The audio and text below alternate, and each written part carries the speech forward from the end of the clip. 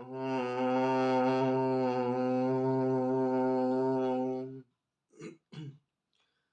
मेरे प्रिय बंधुओं, माताओं, बहनों, बुजुर्गों एवं प्रिय अनुजों, आपका एक बार फिर कोटि कोटि वंदना और कोटि कोटि स्वागत है। हे मेरे प्यारे मित्रों, आज भी मैं आपके लिए एक दैनिक जीवन से रिलेटेड, दैनिक जीवन से संबंधित, जो नित्य हमारे जीवन में उपयोगी है। ज़्यादातर मेरी वीडियो दैनिक जीवन से संबंधित ही होती है। आज आपके लिए वीडियो लेके आ रहा हूँ और बहुत ही महत्वपूर्ण है, इस पे सारे जीवन का आधार है। तो सर्वप्रथम तो अपनी रीढ़ सीधी करके बैठे, जो मैं हर वीडियो में बताता हूँ। इसके आपके अनेकों फायदे आगे चल के आएंगे। बहुत वर्णन करने से वीडियो लंबी हो जाएगी, हर थोड़ा थोड़ा हर वीडियो में बता देता हूँ। और एक थोड़ा हो सके जब आप वीडियो देखती हो तो थोड़ा टाइम निकाल के इसे पूरी देख लीजिए। इसका कुछ जो है, कुछ ज़रूर आपको इसमें से मिलेगा ज़रूर, जो आपके जीवन में कहीं न कहीं उपयोगी होगा। और तीसरा जो है अगर वीडियो अच्छी लगती है तो लाइक, शेयर, सब्सक्राइब और बेल आइकन का जो बटन है उस बटन से पुश कर दीजिए और ऑल पे कर दीजिए, ताकि वो वीडियो भी आपको बिल्कुल अपडेटेड मिलती रहे। अब आता है मेन विषय। मेन विषय यह है मेरे मित्रों कि ये जीवन जो है बार बार तो मिलता नहीं है, और मिलता भी हो तो सही मायने में तो फिलहाल अब हम तो इसी की गणना कर सकते हैं। और इसमें महत्वपूर्ण बात यह है कि आपका जीवन यापन करने का तरीका कैसे है, वो मेन होता है। और कोई भी कार्य आप किस लिए करते हैं, ये महत्वपूर्ण होता है। आप देख लीजिए, कोई भी कार्य आप करते हैं, उसके शुरुआत में, उसके मूल में, जड़ में आपको आनंद छिपा होता है, प्रसन्नता छिपी होती है उसके मूल में, इसकी जड़ में। कोई भी कार्य लीजिए आप, आपने भोजन खाया है, इससे आप जो है बलिष्ठ होंगे, सही ताकत रहेगा तो प्रसन्न रहेंगे, आनंदित रहेंगे।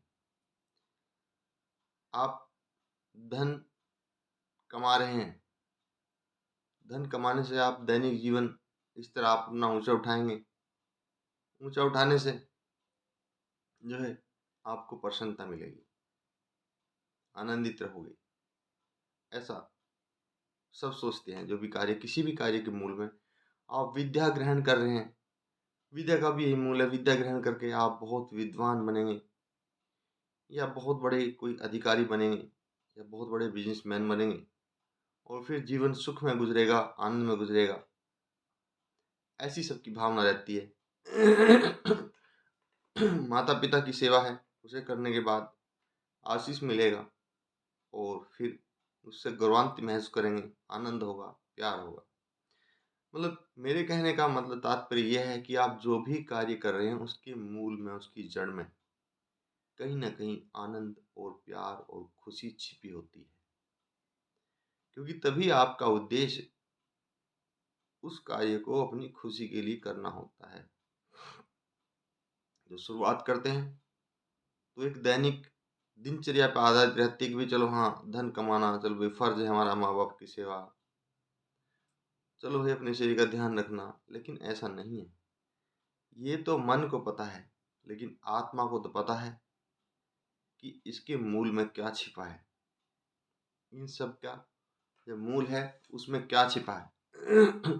उन सब के मूल में छिपा है प्रेम, उन सब के मूल में छिपा है आनंद, जो ये सब कार्य करने से आपको महसूस होता है, मिलता है। ठीक है ना। अब इसमें भी एक महत्वपूर्ण बात आती है। अगर आपको आनंदित रहने की कला आ गई, प्रेम से भरा रहने की कला आ गई, खुशी और प्रेम से जीवन जीना आ गया, तो मैं बहुत बड़ी बात नहीं कहता हूँ, फिर आपका उद्देश्य ही चेंज हो जाएगा। फिर आपका उद्देश्य ही चेंज हो जाएगा। फिर आप अगर कोई स्ट्रेस में भी होंगे, तो भी वो स्ट्रेस आपको ज़्यादा प्रभावित नहीं कर सकता। थोड़ा बहुत 10, 5, 2, 4% छू कर निकल जाएगा। क्योंकि आनंद, प्रेम और खुशी आत्मा का गुण है और वो सदैव रहता है। एक बार अपने अंदर उसको प्रकट कर लीजिए, एक बार अपने अंदर उत्पन्न कर लीजिए, एक बार अपने अंदर पैदा कर लीजिए आप अभ्यास के द्वारा, फिर आप कहाँ छोड़ने वाले हैं उसे? मतलब ही नहीं पड़ता बिल्कुल। चाहे शराबियों को शराब का नशा है, दौलत वालों को दौलत का नशा है, शोहरत वालों को शोहरत का नशा है, इसी प्रकार आनंद वालों को अपने आनंद का नशा है, अपनी खुशी का नशा है। जो प्रसन्न रहते हैं वो उसी के नशे में रहते हैं। ये भी एक अद्भुत नशा है और उन सब नशों से कम नहीं है। बल्कि मैं समझता हूँ 21 है वो नशा तो चढ़ के बाद उतर भी सकता है ना। लेकिन अगर ये चढ़ गया तो इसको उतारने के लिए मैं तो समझता ना कि शायद जन्म भी कम पड़ जाए। ये चढ़ा ही रहेगा क्योंकि ये आत्मा का गुण है।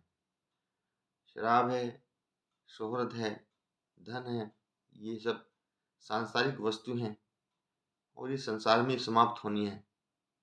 इसलिए ये पारलौकिक चीज़ें नहीं हैं। इसलिए जो है इनका नशा उतरना संभव है और अक्सर देखा उतर ही जाता है।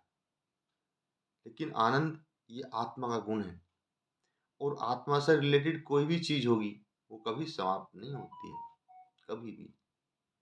वो उसके साथ ही चलती है और आत्मा कभी समाप्त नहीं होती। वो जब वो समाप्त नहीं होगी तो फिर वे कैसे चलेंगे? वे समाप्त कैसे हो जाएंगे? उसके गुण भी समाप्त नहीं हो जाएंगे। आत्मा से रिलेटेड गुण है। अब तो फिर आनंदित कैसे रहें, प्रसन्न कैसे रहें? मेन क्योंकि धन, कार्य, व्यवहार ये करने से मिलता है तो ये सांसारिक वस्तुएं खत्म हो जाएगी, फिर आनंद को भी खतरा है। इसलिए आनंदित प्रसन्न कैसे रहें? नंबर 1, आप नियम बना लीजिए। सुबह, दोपहर, शाम कभी भी आपको समय मिले, एकांत में हो या मित्रों के साथ हो। मित्र मंडली में अच्छा हो जाता है जो खासकर सभ्य मनुष्य होते हैं। अपने परिवार में हो, अपने बच्चों के साथ हो, पति पत्नी के साथ हो। कोशिश करें बेवजह भी, अगर वजह इतनी बड़ी नहीं है, बेवजह उसे कहते हैं कि बहुत बड़ी वजह नहीं है, तो आप हंस लीजिए। चाहे 1 मिनट ही क्यों ना हंस ले, आधा मिनट ही क्यों ना हंस ले, आधे से भी आधा क्यों ना हंस ले, 1/4 मिनट क्यों ना हंस ले, आप हंस लीजिए। जैसे आप हंसोगे आप आनंद से भर जाओगे। ये हमारा एक जो है, कहते हैं ना, एक योग है। हंसना एक योग है और इस योग के करने से मनुष्य आनंद से भर जाता है ना। तो आप आनंद से भर जाओगे, देखना। और फिर जो है पूरा दिन प्रसन्नता, प्रफुल्लता आपके अंदर, मैं समझता हूँ, समाप्त नहीं होगी। अब वीडियो थोड़ा लंबी हो जाएगी, इसलिए अपनी वाणी को विराम देता हूँ। फिर कभी इसी चैप्टर में चलेंगे या दूसरी वीडियो में। आप सबके लिए करबद्ध कोटि कोटि